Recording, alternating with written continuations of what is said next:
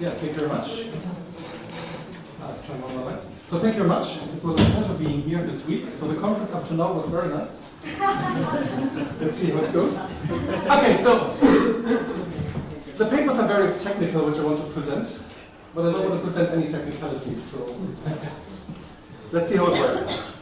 So it's a joint work with Luigi, what I want to present, and Guido Schneider in Stuttgart. And I want to talk about, I will explain what I mean by modulation equations later on. So first I want to tell you why I got interested in that problem ages ago. So it's Rayleigh-Benard convection. You heard about Rayleigh-Benard convection during the week already. So you just have a fluid between two plates and it's heated from below. And well, different from Camilla's talk, I will be interested in the very first bifurcation. So the full model would be 3D Navier-Stokes. You couple it to a heat equation, and then I'm interested in the very first time when you see something. So the first bifurcation. So if you look at the deterministic equation, you have a well-defined bifurcation. You have a critical temperature. If you're below the critical temperature, there's no pattern. It's still moving. Something is still moving because the heat is going through. And if you increase the temperature too much, convection roles start. So the hot fluid is going up, the cold fluid is going down. And I'm interested in that first bifurcation. Why? Well, because you can see actually at the bifurcation, you can see the stochastics, the thermal fluctuations of the material. So that was first observed by Ahlers, Weber, various co-authors in 1991 in a different model. So what they did was electroconvection. So it's a liquid crystal and they apply electricity. But in principle, the experiment works the same way. Then it took them more than 10 years to actually observe it in Rayleigh-Benard convection. And what they actually saw, so this is the original picture from their 91 paper. There you have a view from above. So what you basically do, you do the two plates. The bottom plate is glass. The top plate is glass. The bottom plate is a mirror. And then you just send light through and see how it comes out. Well, hot and cold fluid, they have different refraction. So then you can see patterns in your light that comes out. And that's what you actually see here. So the light stripes all correspond to one convection rolls, and then there's some interference on the right. What you see is above threshold. If you're above the critical temperature, you see perfect convection rolls and everything is nice and stable, they'll keep on rolling. But if you go below threshold, you still see the pattern. Well, you have to be close to the bifurcation, but you still see the pattern. Well, you also see that there are regions where you don't see it, then it's fully developed, it's sort of noisy, and well, and it's not really straight lines, they're slightly moving, so they're really modulated, so they move. So it's not a perfect pattern, but you see it. Okay, this was interested into that problem. I wanted to understand why you see this. And the abstract problem, what underlies the whole model, is you have a complicated system. So it's a stochastic partial differential equation, and I'm not doing the 3D Navier-Stokes disclaimer. I'm not doing this. So what you would have to do is to do the full 3D Navier-Stokes. You couple it to a heat equation. You have a 4-dimensional system, and you look at a change of look at the bifurcation. And at the bifurcation, what happens is you have a natural separation of time scales. So if you just go to Fourier mode, you have your spectrum of the operator.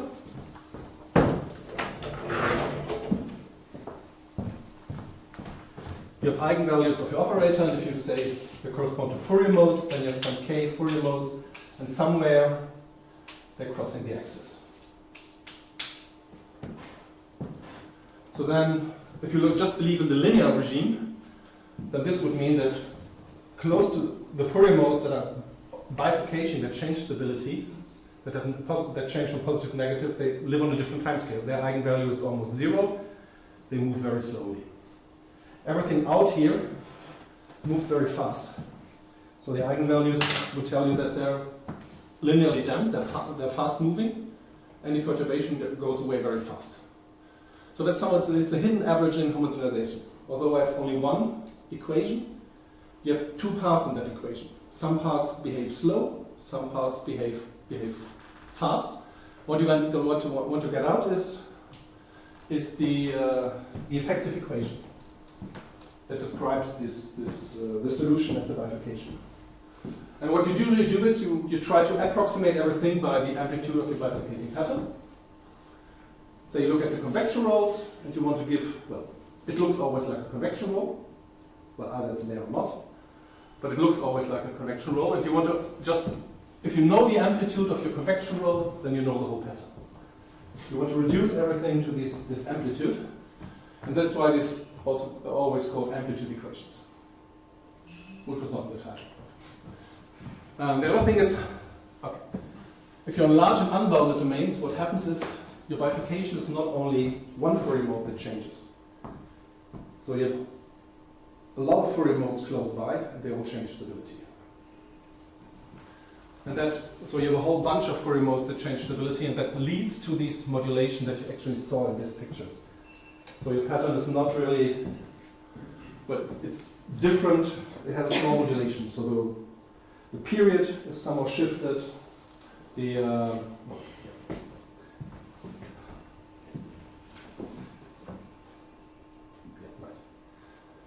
Okay, that's, if you look at the physics literature, they all know this. They do calculations, epsilon expansions, formal calculations, and determine how these equations look like. And also the deterministic problem, there's a rich literature, but Guido is one of the experts. So there are many results where you have like various complicated systems, and you go close to bifurcation, you look at the effective dynamics. Okay, what I want to do? I want to tell you one thing. Why am I interested in unbounded domains? Or what's the problem with unbounded domains or large domains even? So if you're in a bounded domain, or if you're an ODE, doesn't matter. For deterministic or stochastic PDEs, there's a well-developed theory of invariant manifolds. What does it mean? If you have a bifurcating mode, you can reduce pattern or whatever. You can approximate the solution by a finite dimensional invariant manifold. So you have a finite dimensional object that sits somewhere in the phase space, that attracts all solution, that corresponds to a dominating pattern. It's at zero, it's tangent to your eigenfunction that actually changes the stability. So that's all well known. And why doesn't it work? First thing, if you look at stochastic models, they're inherently non-autonomous. So it works. You can develop for PDEs, SPDEs on bounded domains. You can get a whole theory of invariant manifolds, finite dimensional manifolds that attract all solutions. Problem? They move in time. So you don't get any reduction of your dynamics. These manifolds attract everything, but it moves over the whole place. So you don't really know, well, still you don't know where the solution is, because you know that it's close to the manifold, but you don't know where the manifold is. So that's why it doesn't help you here. The second problem is, as I already said, there's a full band of infinitely many eigenvalues that change the stability. There's no spectral gap, which you would need for invariant manifolds, so there's no way you can get an invariant manifold. And that already happens on large domains. So the invariant manifold is somehow depends on your eigenvalue that bifurcates. Okay, that should be zero at bifurcation, and the next eigenvalue. The larger your domain, the smaller the gap. So the closer the eigenvalues get. And on the unbounded domain, you have no gap at all. So there's no invariant manifold. So all this theory, nice theory of invariant manifolds that fail in this case. Okay, so what have we done? How do we get around this? For the talk, I want to go to Swift-Hohenberg. It's a nice simple equation. Yeah, there it is. I can tell you what's written on the slide. So this is the equation. It's scalar. So the u of tx is in R. Well, time. The time derivative is a nice fourth order parabolic equation, fourth order operator. You have a linear stability or instability, which I scaled in the right way. So this is this part that measures the distance from your bifurcation. You have a nice cubic, and you have noise. And this is also another simplification of just look at it one-dimensional. So if you would like to do Rayleigh-Benard, you have to look at the three-dimensional Swift-Hohenberg, then you get symmetry breaking terms and stuff like that. So I want to keep it simple. So I just want to do this Swift-Hohenberg equation on the unbounded domain with noise. So what does it have to do with Rayleigh-Benard? So there's result by... don't have it on the slide. So that's, I think it's Cross and Hohenberg. So they did a formal derivation of the Swift-Hohenberg Swift-Hohenberg from the Rayleigh-Benard system, and the U then corresponds to the Z component of your velocity field. So you just take one component of your velocity field. If you know the one component of your velocity field and you know that it's convection rolls, well, you know everything. So then you can reduce it. And then they did a very careful analysis on the linear part and derived that the linear part should look like this. And then they said, oh, the cubic, well, the nonlinearity should be cubic. Well, we take this one, and that's it. And then they need noise. And then they just put noise with a sufficiently small coefficient. So, yeah. What's the relationship with then the amplitude of the roll and this? Because you are looking for... I'm coming back to that. So this is just the reduction. So just now start again. I look at this equation. So I had to do something on fluid dynamics in the beginning. So that's the conference on fluid dynamics. Okay. So I come back to that, to the amplitude. Okay, but I can tell you. So if you look at Swift-Hohenberg, then you have this pattern. So your eigenvalues look like this. So the eigenvalues for Swift-Hohenberg is 1 minus k squared. So this is actually 1 and minus 1. So your eigenfunctions are e to the ikx, and then you can compute all the eigenvalues. And they change. And what you then want to do, you want to approximate your solution something which is small, and you have an amplitude e to the ix. Plus complex conjugate, and then I want to be interested in that amplitude.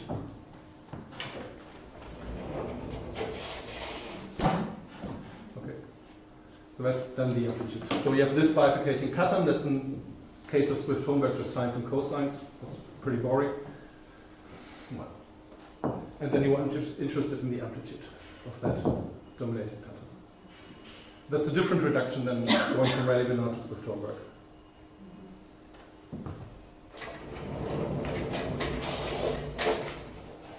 Okay. So for the setting, we choose space-time white noise. Well, I can tell you later why we didn't choose colored noise. First, it's somewhat physical. You want to model thermal fluctuations, so it should be uncorrelated in space and time. And well, even on the whole real line, there's a standard way of defining the noise as a derivative of a Wiener process. Standard cylindrical Wiener process, you just take any orthonormal basis in L2, IID Brownian motion coefficients. The only difference is now that these eigenfunctions of your Wiener process have nothing to do with the derivative. So they're not eigenfunctions of Laplace. But you can just write it down. It's a nice model for space-time white noise. Okay. Another remark. So it took a very particular scaling. So distance from bifurcation is epsilon squared, and the noise strength scaled with epsilon 3/2. I prepared a slide, but the true answer is, well, that's the interesting case. That's where you see something that happens. So what the physicists call, the physicists are usually interested in the weakly nonlinear regime. So if you look at solutions that are very small, you don't see anything, you just see the linearized equation. You just see the linear equation. If your solutions are sufficiently small, you never see the cubic. If you then you just see the linear equation. So they want to get solutions where the nonlinearity kicks in, and if you stare at the equation, you somehow realize that if you fix the distance order epsilon squared, you move slowly, so your time derivative would be a 1 over epsilon squared, and then you take solutions of order epsilon, then everything behaves like order epsilon cubed. at least the linear part, the cubic part, and the slowly varying time. And so you get the scaling from distance from bifurcation and correlated with the order of the solution. And then you also rescale to a slowly modulated pattern, and so that this operator gives you a nice contribution. And then you see in the end that in order to have this epsilon cubed, you need an epsilon 3 half here. It's just the scaling where you see something interesting, where you see both effects, the distance from bifurcation and the noise.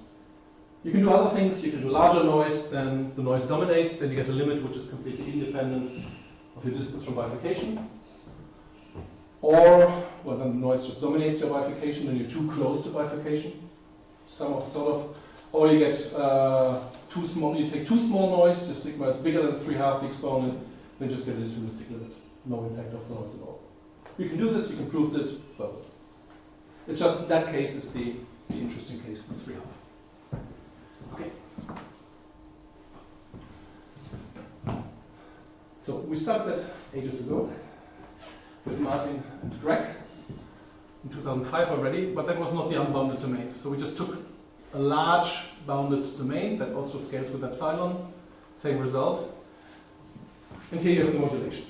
So you have an amplitude that moves slowly in time, slowly in space. It multiplies the dominating bifurcating mode in that case, and there are small solutions. And we actually proved that you can approximate your solution well. I didn't even give you the norm. It's uniform in moments, it's uniform in time. You take the norm is slightly complicated. We split it into a Gaussian part where you take the C0 norm, and we take it into a more regular part where we take the H1 norm, which we want in the H1 norm, but anyway, it's on the order of epsilon. Uniformly in moments and in time, uniformly in time, and then in any moment you want, pth moment. And it holds on the long time scale that you're interested in.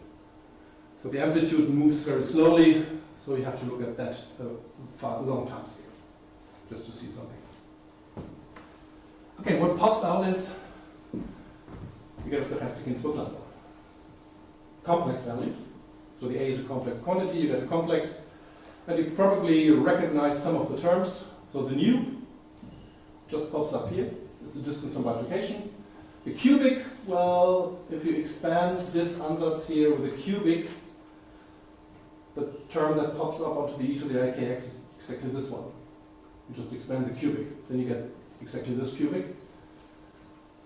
The noise is slightly more complicated. Coming back to this one first. Why do you get this second order derivative suddenly? Well, it comes from your eigenvalue term. Close to e to the ix, this parabola here looks like 4k squared. So if you center it around here, it roughly looks like, do it here, it roughly looks like 4k plus 1 squared. Minus. And then you get exactly this linear operator before the second derivative. And how do you get the noise? Well, basically what you get is for this eta, the complex valued noise, is the noise that you have around here. So you take your Wiener process that you have, you look at the dominating, you shift it in Fourier space basically to 0, everything, and then you rescale it, so what you get is like a blowout of the noise that you have here. So there's a procedure how to get from the W to the eta.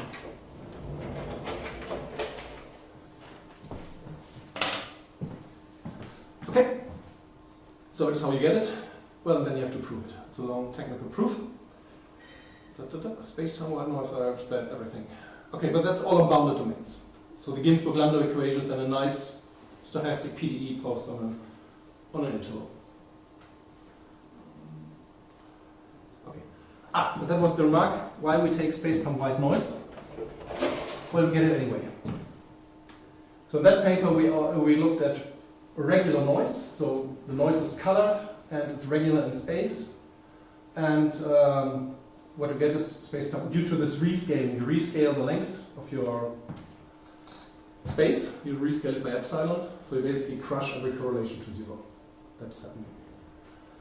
So what you get in the end is, even if you put in colored noise, you get space-time white noise and the amplitude. And then even if you make that equation, the Swift-Hohenberg, very nice and smooth, so smooth noise, fourth order derivative, everything nice and easy, with regularity and existence, that gives you space-time white noise. Pretty poor regularity. Okay, the C, well, you can compute it. I think the C is the, I didn't put on the slide. It's related to the correlation. I think it's the Fourier transform of the correlation, spatial correlation function of the noise at position 1. So what you would expect is the strength of the noise in Fourier space around 1 or minus 1. Okay, so that was the result we had. I don't go into any details of the proof. So then, I didn't look at the problem basically on the large R unbounded domain for ages. And then recently I come back when Luigi came to Augsburg, we looked at that problem. So on the unbounded domain, life is not that easy if you take additive noise, because the solutions are already unbounded. But usually the existence, uniqueness, and regularity, I don't want to talk about that very much. That's more or less settled. So there's various results for like Ginzburg-Landau, for Alan-Carr's second order equation. Not for Swift-Hohenberg. You go to weighted spaces to solve that problem. Bischoff did stuff on that. Simon Peschert did a lot on that. There's also recent results if you do rougher noise by Hendrik Weber and co-authors. So I don't want to talk about existence, uniqueness, and regularity. I just assume there's always a solution of this. So this should be a light, very light red. Okay, this is a red, normal red, this is a light red. So I hope you can read it. Okay, the main problem that I always had is that all that I could prove before used too much regularity. Even the paper with Martin and Greg, we assumed that the solution is bounded. And we had some results, Konrad and Knipl and Mohammed, they had some results on spatially constant noise, where you just have the constant and otherwise everything is decaying at infinity. So it's only the constant that's moving. But the problem is that if you do space-time white noise and you look at, say, the amplitude equation, which is always space-time white noise, it's only Hölder in space. So you don't have any derivative. That's well known. The complex valued equation is the same as the real valued. You get Hölder exponent at most a half. No, less than, strictly less than half. And the other thing is it's unbounded in space. So whatever initial condition you take, even if you take 0, immediately at positive time your solution is unbounded. It's like a 0-1 law.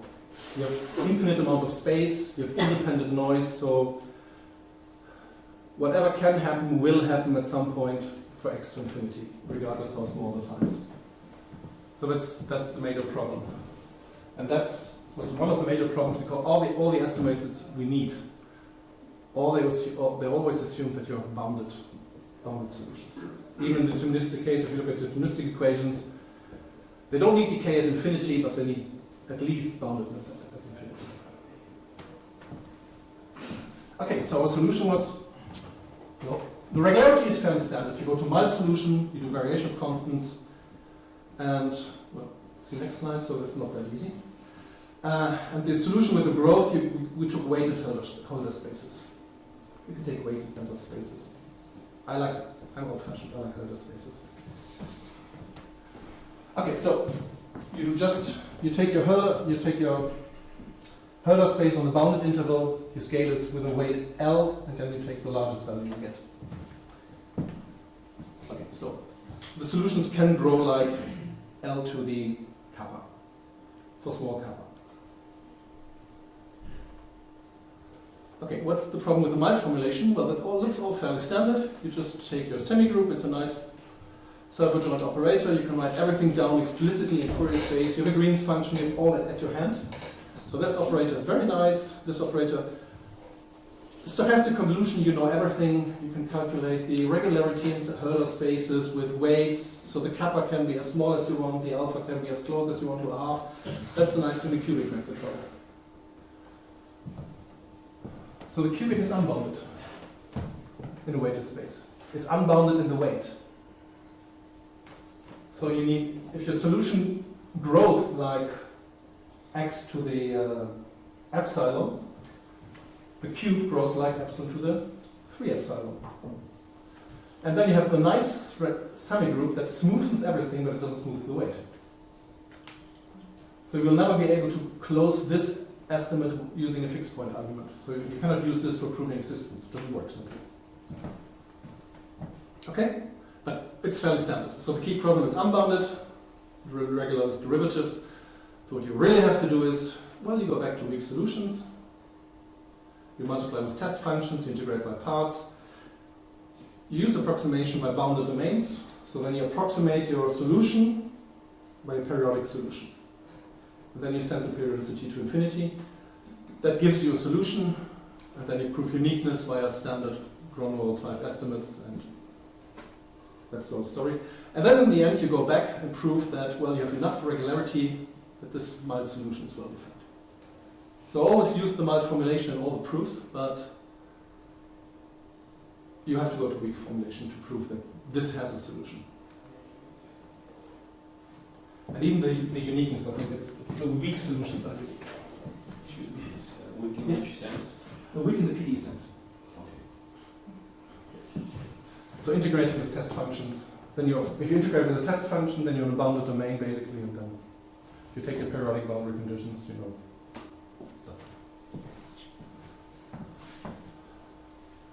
So the solution, it's a nice one, the solution is strong. So given a Wiener process, you get a solution. Okay. So then we started first, but sometimes it appeared a few years after we actually wrote it. So it's also old. So it's a linear modulation result. So we're not that ambitious in the beginning, although it took us like 50 pages. So just look at the stochastic convolution of the linear. So just look at the linear equation. This is the stochastic convolution that solves the linear equation. This is my ansatz in modulation, and what I took as the amplitude is just the linear solution for the stochastic Ginzburg-Landau. You just forget the cubic. So when you have the stochastic convolution with this script W, the complex valued noise, the operator in the Ginzburg-Landau with 4dx squared plus nu, slowly modulated. And then you look at this, and we're able to show that with probability almost 1, we actually have moments on that. So with probability almost 1, this is bounded by epsilon to the 2 minus whatever. Fix your favorite error constant. It works with any constant. So with any small constant you can write here. It's not 2, but it's anything you want less.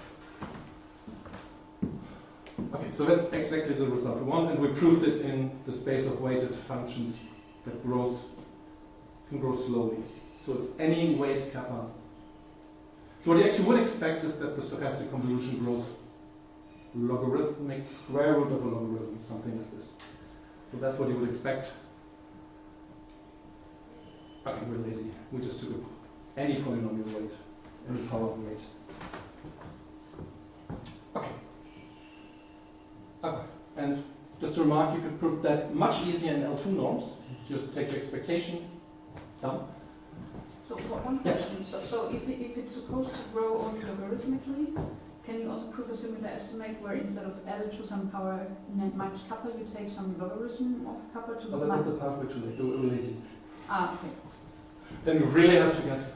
Then we have to work precise. Really work more. It was already enough. So it was already.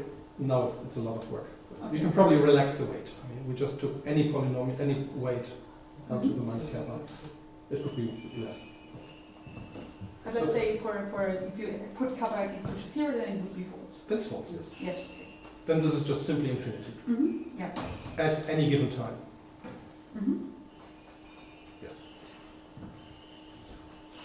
Okay, what's the idea of proof before you start working a lot? It's all about writing everything as a stochastic integral over an operator, and the operator is explicitly given as a kernel. So if you look at semigroup, the semigroup has a Green's function, so you can write it as a convolution with a Green's function, and you know the kernel of the Green's function. At least the Fourier transform is explicitly known. Also, so you can write everything as, you can write the semigroups explicitly, and then what you do is, I think I already indicated, yeah. So you take your solution of your Swift-Hohenberg, linear Swift-Hohenberg, you rescale it to slow time, large space. So capital T is now the slow time scale, capital X, the slow space scale. And then you take this one, you split it in the middle, you take negative and positive Fourier coefficients. That's where you get the complex conjugate here.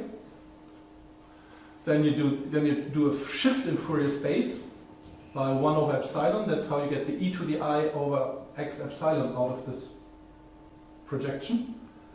Then you're done. So then you shifted everything so that the zero of your spectrum is actually at 0 and not at plus minus 1. Then you get the e to the I x over epsilon out. And then this h tau is then now this shifted, moved Swift-Hohenberg semigroup minus the semigroup of this one. And then you have to start, everything is explicitly known, you have to start computing. That's all. So you know this ht, what I wrote here, the operator explicitly. It's just a convolution with some Green's function, and you know explicitly what the kernel is. So all in hand, all at your hand. And then you do bounds. Well, L2 bounds are fairly straightforward by E2 isometry, but then you need C0 kappa bounds. So we need bounds on the. We need slightly more. What we need is just slightly more than L2. So we prove bounds that if you bound this in the C0 kappa space, then you need something of the kernel of your operator in a slightly less regular, in a slightly more regular space than L2. That's what we need. So for the L2 estimate, this would be fine. For the C0, even with a small weight, the slightly more regularity refers to how large your weight is. That basically the weight basically transforms into some kind of derivative in Fourier space. So that's why we need slightly more derivatives. Okay, and then you start computing. That's the part which I'm not going to show you. What about the nonlinear result? How does it work now? Okay, so we take a solution of Ginzburg-Landau with some initial conditions on I0, which I'm happy to discuss later, but I don't want to go into the detail now. Basically, it's some regularity assumption, which looks complicated. Then you take a solution of Ginzburg-Landau, you write down the approximation. And what you now do is you just compute the residual. You plug your ansatz into the mild formulation. That's exactly what I did here. And you subtract from the u just the right-hand side of the mild formulation. That's all. That's a residual. And then you can start computing. So first, this is Swift-Hohenberg semigroup. Well, we don't know anything about the Swift-Hohenberg semigroup. That's Swift-Hohenberg acting on something which looks like the ansatz. Well, what you need is, someone needs to exchange the Swift-Hohenberg semigroup by a Ginzburg-Landau semigroup. That's one technical and we need. So we need to replace all these Swift-Hohenberg by Ginzburg-Landau semigroups plus error. Then we have the linear result, so the stochastic convolution exactly looks right. So you can replace it by the linear result, and then it looks right. And if you do all this, then the terms that are of order epsilon, they all cancel, because A satisfies Ginzburg-Landau. So then everything is gone. And then you only left over with the error terms.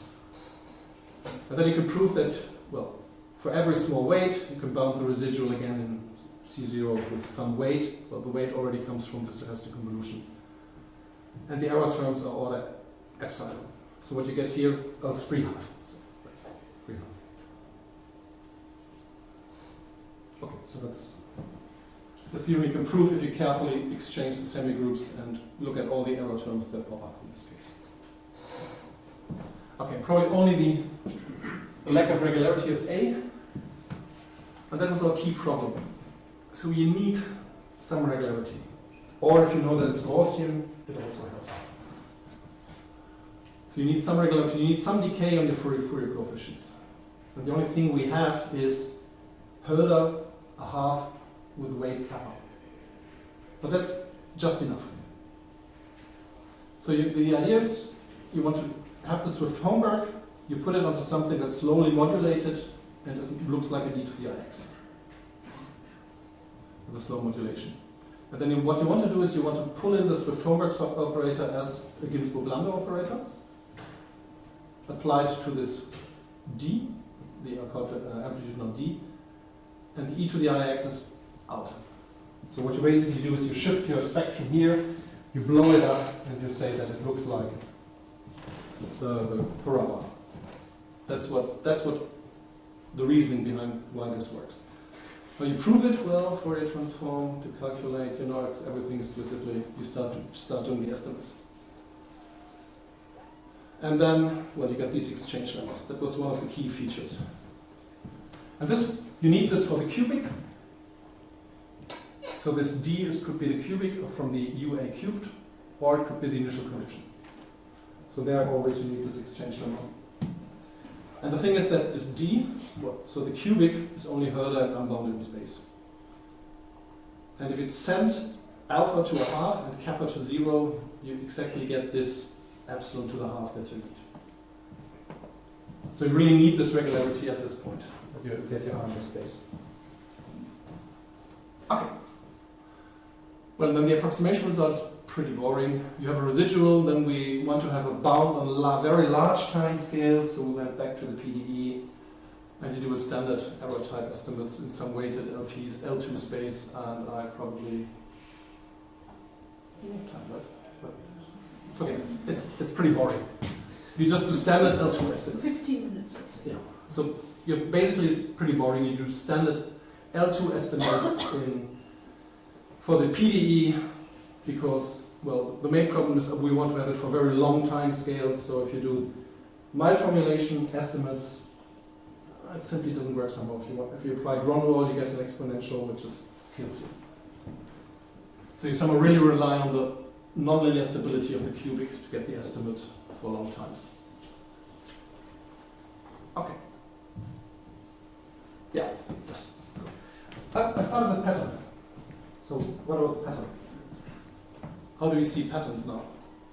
So what you should see, the pattern, well, sine cosine is not as fantastic as convection rules. So what you see with this modulated pattern is you have this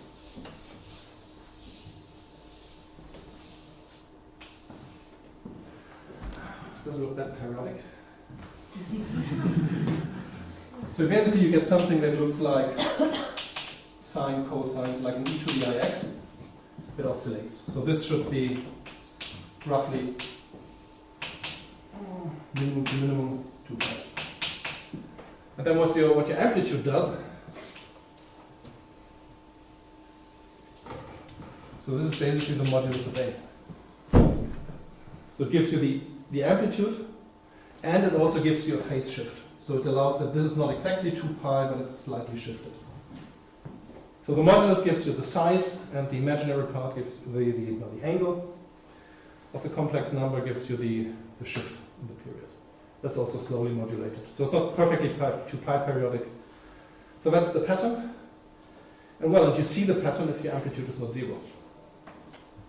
So we never actually wrote it down, but all what you need to notice is for the pattern is, well, you know that it looks like it's a modulated wave.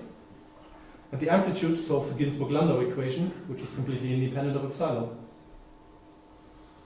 So whatever solution you have here, regardless if nu is positive or negative, is all I want. It's there. So then you always see the pattern. So in that regime, where I am in, so epsilon squared away from the bifurcation, noise strength 3/2, epsilon to the 3/2, you always see the pattern. Because your amplitude is, but sometimes it's larger, sometimes it's smaller, but it's always all one. It's always there. It's never 0. But occasionally it's 0. So as in the pictures at the beginning, you saw that there are areas where it's small and you hardly see it. Well, that's would reflect to areas where the amplitude is actually small, where you don't see anything. But more or less the amplitude is there. Okay, but that's somehow never written up. I mean, it's clear, and then you have to quantify it in some sense, and then it gets ugly. Okay. Outlook. Well, we only did Swift-Hohenberg. It's based on white noise. You could say that's a pretty boring problem. Well, you can do much more. Well, colored, spatially smooth translation invariant noise. Straightforward. That works. But Ginzburg-Landau is based on white noise. So that should work exactly the same way it worked in the old paper with Martin and Greg. It's just, you have another factor in your estimates. And you have to carefully check that it doesn't destroy too much. Well, you could say, you can take a Wiener process in L2. Then you don't care about decay at infinity. But then you get other problems. You rescale in space. You rescale space-time, especially you rescale the space. So if you assume that your Wiener process in L2, then you have a decay condition at infinity, even if it's only in L2, then you would get in Ginzburg-Landau and you get a point forcing in the middle of Ginzburg-Landau. So your whole noise Wiener process is just crushed to a point. So that, I think you can do it, it's just that I don't think it's interesting. Because it gives you just the wrong answer. Well, you can do algebraic decay of correlations. That should be, if your correlation is like a power law, then you can construct something that's independent under the rescaling. So then you would get some power law in Ginzburg-Landau. You get a different type of noise, space-time by noise, but again, this is also poor regularity. Okay, that's all you can do. Not all. That's easy things I think one can do. Quadratic nonlinearity is like Rayleigh-Benard. So there's a fundamental difference in all these proofs whether you do quadratic or cubic. The cubic has a nice feature. So if you look at the point, let me go back from the wrong direction.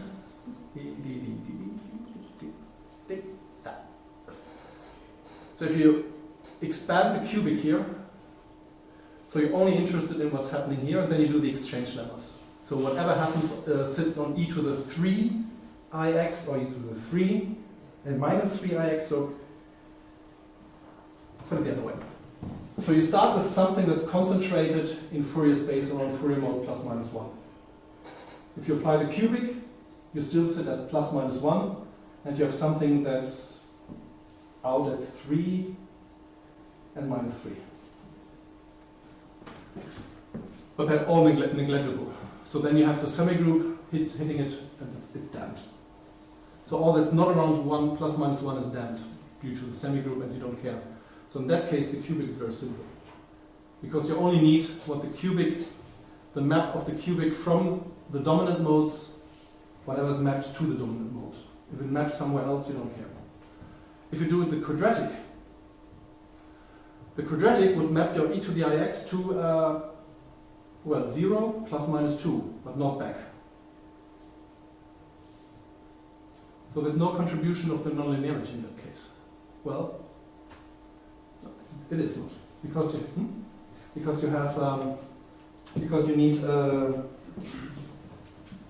then you need to understand how it maps to the second and 0th Fourier mode, and how they then map back to the first. So you can do this, but then you have to know more about the nonlinear interaction. Wait.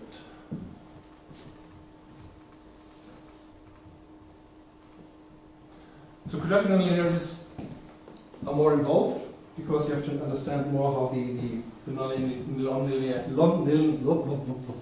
nonlinearity acts onto the Fourier modes. But you can do this. It's not complicated. The interesting question is what do you do with higher dimensional models? Ginzburg-Landau, so two problems. First one is if you look at Swift-Hohenberg, and you just do standard Swift-Hohenberg in 2D,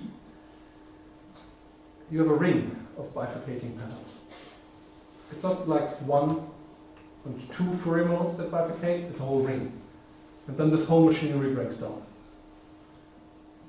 It's just the bifurcation is too, it's not the bifurcation that can be described by this. So if you do standard Swift-Hohenberg, you have too much symmetry, it just doesn't work, because you have this whole ring of Fourier modes that change stability. So that doesn't work, because you don't know what the dominant pattern is. There are too many of them, too many dominating patterns. So that's the first problem, so you need a symmetry breaking term. Next problem is, even if you do the symmetry breaking term, so you just add a 4 dy squared to your second order Swift-Hohenberg equation, to your Swift-Hohenberg equation in 2D. So it's still nice, even with space-time white noise. This has a nice solution. The operator is fourth order, that would even have a 3-dimensional nice solution. So that's not the problem. But the corresponding Ginzburg-Landau is has space-time white noise. And now it's 2D. And it doesn't work. So this equation doesn't have a solution for write-it-down matrix. Well, physicists would do this. They did this. You find papers where they did this bifurcation. But it just fails. So it's the wrong answer. So you use the symmetry breaking term. So what you can do is, well, either you have to go to Martin's papers and all this rough renormalization business, regulatory structures, and then you get in the limit a renormalized Ginzburg-Landau where you subtract minus infinity from the equation, the right minus infinity. So that's what you can do, but I would say then something is wrong because the noise is too strong, because it dominates the whole thing, because you got the infinite normalization constant. So you're already too close to the bifurcation. So you can do delta bigger than 1. Yeah, smaller noise. So you take a higher power than epsilon. It's just there is, I think, I know what the delta is, I just don't know it by heart. No. Forgot to look it up. So there's a precise delta, and such that you get an amplitude equation where you have a contribution of the noise. Well, basically, if you make your noise smaller, it doesn't blow up. That's something that Hendrik Weber, Rayleigh Weber did. So they basically showed that triviality of Ginzburg-Landau. If you make your noise in the right order of magnitude, you get a deterministic limit But you get a contribution of the noise. So basically your renormalization constant doesn't blow up, it just stays finite. Okay, I think that's what you can prove, I hope. But that's what we try. And thank you very much for your attention.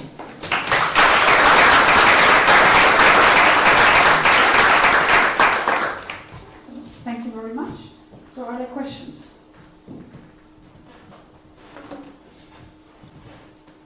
This noise, this additive noise that you have in the model, I mean, what do you think it would change if you would have a deterministic term forcing the system? Forcing the system, then you need something on the you need to know how to rescale. So it should work. I never thought about this. So the stochastic case is nice because you know exactly how to rescale it. Mm-hmm. If you do deterministic forcing, basically you have to know if you rescale it, if you multiply it with the power of epsilon, and you have the you have 1 over epsilon sitting inside space and 1 over epsilon squared in time, you have to know what the limit is of that. Mm-hmm. If you know that, what the limit is of this deterministic forcing in this rescale regime, then you can do this. I mean, I think there's a result where you can actually show that for ODEs. The deterministic forcing, when you rescale it, leads to a stochastic limit or something like this. I never looked into that. Okay, any further question? Then I already have one. So concerning the space C0 alpha kappa.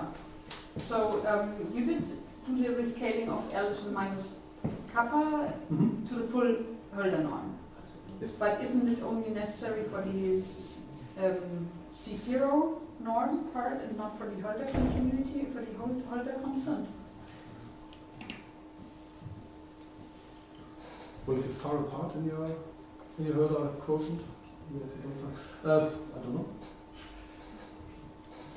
The good thing is it doesn't matter really, because if the kappa is very small and you rescale by this epsilon, Doesn't make a difference if you, on which scale you are. Good question. All of these, I don't know about it if you have to rescale the quotient. We just did it, it worked. Yeah. In the end, we prove it anyway only in C0, so it's just a technical way. Yeah. So, any other questions at the moment? So, and let's thank Dirk again.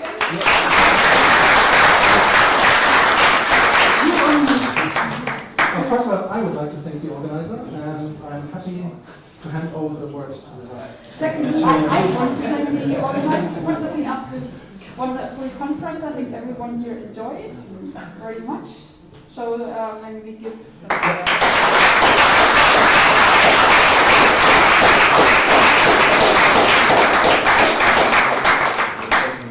Say a couple of words. Well, we thank all of you for coming. It was we enjoyed this. We as organizers we enjoyed all talks and scientific discussion. I hope that was the same for you. And maybe let me just remind that this was also made possible because you had authors and there was a program online and so on. There was IT going on. So let me thank the administration and the IT report of